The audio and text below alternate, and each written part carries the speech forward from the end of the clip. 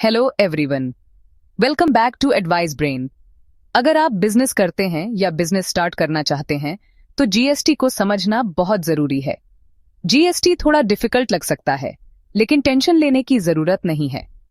हम आपको सिंपल और इजी लैंग्वेज में जीएसटी के कॉन्सेप्ट समझाएंगे। अगर अभी तक आपने एडवाइस ब्रेन को सब्सक्राइब नहीं किया है तो तुरंत सब्सक्राइब करें। ये हमारी जीएसटी की स्पेशल सीरीज चल रही है जिसमें हम डेली 3 वीडियोस लेकर आते हैं आपके लिए। और आज के वीडियो में हम बात करने वाले हैं आईटीसी इनपुट टैक्स क्रेडिट के बेसिक्स के बारे में।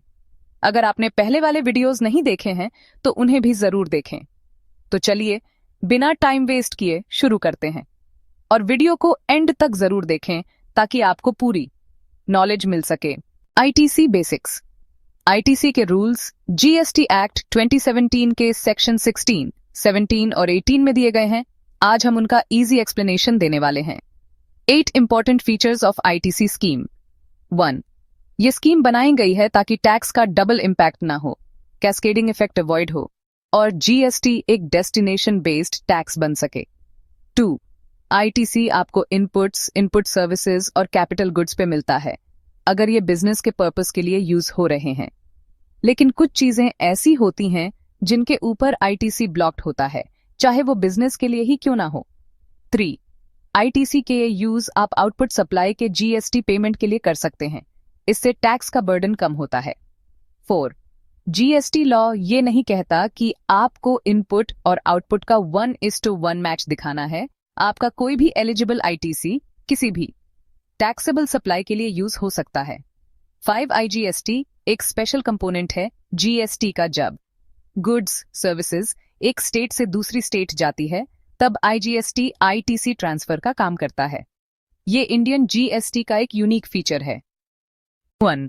आईटीसी सिर्फ टैक्सेबल आउटपुट सप्लाई के लिए अवेलेबल होता है। अगर कोई सप्लाई एग्जेम्प्ट है जिसमें जीएसटी नहीं लगता तो उसके लिए आईटीसी नहीं मिलेगा। 2. लेकिन एक एक्सेप्शन है, जीरो रेटेड सप्लाई जैसे एक्सपोर्ट्स या एसईजी स्पेशल इकोनॉमिक जोन के लिए सप्लाई। यहां आईटीसी मिलता है अगर आप आउटपुट सप्लाई पे टैक्स नहीं भर रहे। आप या तो टैक्स के साथ सप्लाई कर सकते हो या यूटिलाइज्ड आईटीसी का रिफंड ले सकते हो। इससे एक्सपोर्ट्स और एसईजी सप्लाई टैक्स फ्री हो जाती है। 3. अगर कोई पर्सन टैक्सेबल और एग्जेम्प्ट सप्लाई दोनों करता है तो टैक्सेबल सप्लाई के इनपुट सर्विसेज और कैपिटल गुड्स का फुल आईटीसी मिलता है, लेकिन एग्जेम्प्ट सप्लाई के लिए यूज होने वाली चीजों का बिल्कुल भी आईटीसी नहीं मिलता। 1. अगर कोई चीज इनपुट सर्विस या कैपिटल गुड्स कॉमन यूज हो रही है, टैक्सेबल प्लस एग्जेम्प्ट सप्लाई दोनों के लिए, तो उस केस में प्रोपोर्शनेट आईटीसी ही मिलेगा।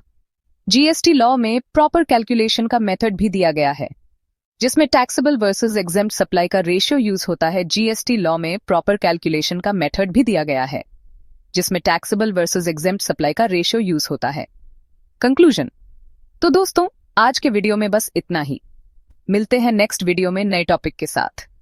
अगर आपको ये वीडियो पसंद आई हो तो लाइक करें, शेयर करें और ऐसे ही और इन्फॉर्मेटिव वीडियोस के लिए चैनल को सब्सक्राइब करना ना भूलें। अगर कोई भी डाउट या क्वेश्चन हो तो कमेंट जरूर करें या हमें कांटेक्ट करें। Thank you and have a nice day.